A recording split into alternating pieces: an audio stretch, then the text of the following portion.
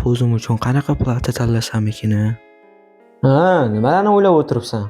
O'zimga shu kompyuter yig'dirmoqchi edim, lekin qanaqa plata tanlashni bilmayapman-da. Hali ham plata tanlashni bilmaysanmi? Hozir senga bitta savol berib, 2 daqiqa ichida qanaqa plata tanlashingni bilib olamiz. Sen undan oldin Technote kanaliga obuna bo'lib qo'ysang, boshqa unaqa savollar bermaysan. Bo'ldi, obuna bo'lib qo'yaman. Sen tezroq aytib bera qol. Qara, sen o'zi nima ish uchun kompyuter yig'dirmoqchisan?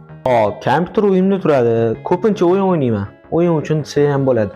Agar o'yin o'ynayman deydigan bo'lsang, sen B platadan kompyuter yig'dirganing yaxshiroq. Nima degani u B plata? Qara, hozirda platalarning modeli 5 xil turga bo'linadi.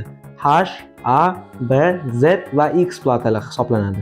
Modeli A harfidan boshlanadigan platalar, ya'ni A320, A520 lar toza ofis uchun, Word va Excel ishlarida va shunga o'xshash juda oson ofis ishlari uchun kerak. H platalar ham A plataga o'xshash, ular ham ofis uchun qo'yiladi, ammo byudjetim kamroq, lekin o'yin o'ynamoqchiman desang, H610 platasi hozirda yaxshi tanlov. B platalarga keladigan bo'lsak, B760 platasi hozirda eng yaxshi va optimal variantlardan hisoblanadi. Chunki narxi ham arzon, o'yinda o'zini ko'rsatib berishi ham zo'r. Qisqa qilib aytganda, B platalar eng o'rta hisoblanadi. Z va X platalar esa qiyinroq ishlar uchun, o'yinni mazza qilib o'ynash va 3D grafika va shunga o'xshash qiyin ishlarda ishlash uchun kompyuterga qo'yiladi.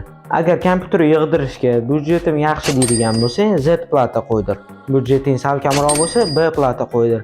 Agar mazza qilib o'ynayman, byudjetim 1,5 million atrofida deydigan bo'lsang, X plata qo'ydirganing yaxshiroq. Endi tushundim. Mana menda Technote kanaliga obuna bo'lib qo'yarkanman-da. Lekin shunda ham platani protsessoriga qarab olish kerak, ya'ni protsessoring platani soketiga tushishi kerak. Protsessor tanlash esa keyingi videoda sizlarga aytib beraman.